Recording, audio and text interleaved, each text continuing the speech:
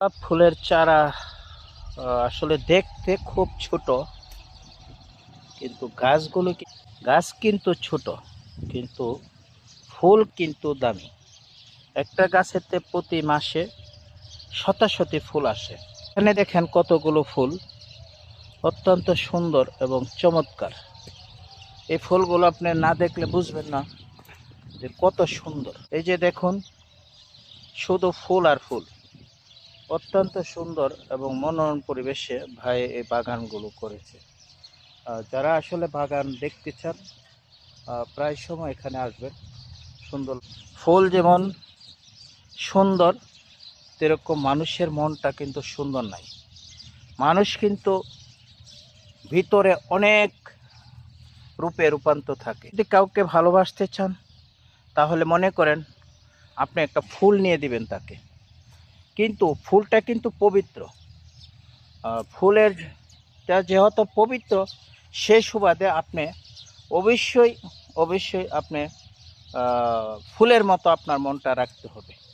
সুতরাং আমি মনে করি আপনার যদি ফুলের মতো সুন্দর মনটা রাখেন, তাহলে আপনার জন্য ভালো হবে।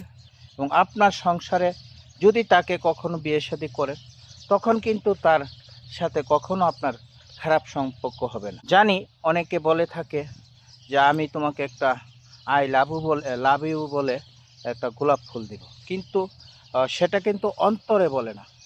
অন্তরে যদি বলতো কখনো, তাহলে কিন্তু কখনো সংসার বা প্রেম কখনো ব্যথা যেত না।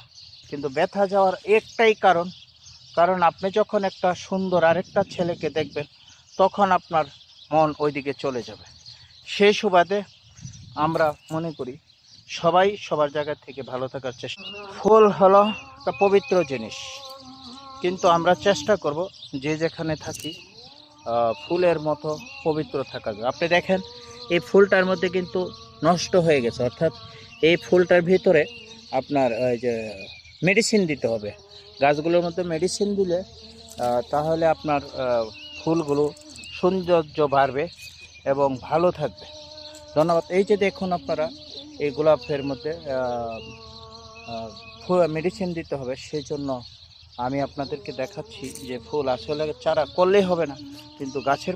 বন্ধুরা, এত সুন্দর চমৎকার একটা গোলাপ ফুলের বাগান, যেটা আপনারা নিজের চোখে না দেখলে বুঝবেন না কত সুন্দর। এবং গাছ কিন্তু ছোট ছোট, তারপরও অত্যন্ত সুন্দর চমৎকার গোলাপ ফুল ধরেছে।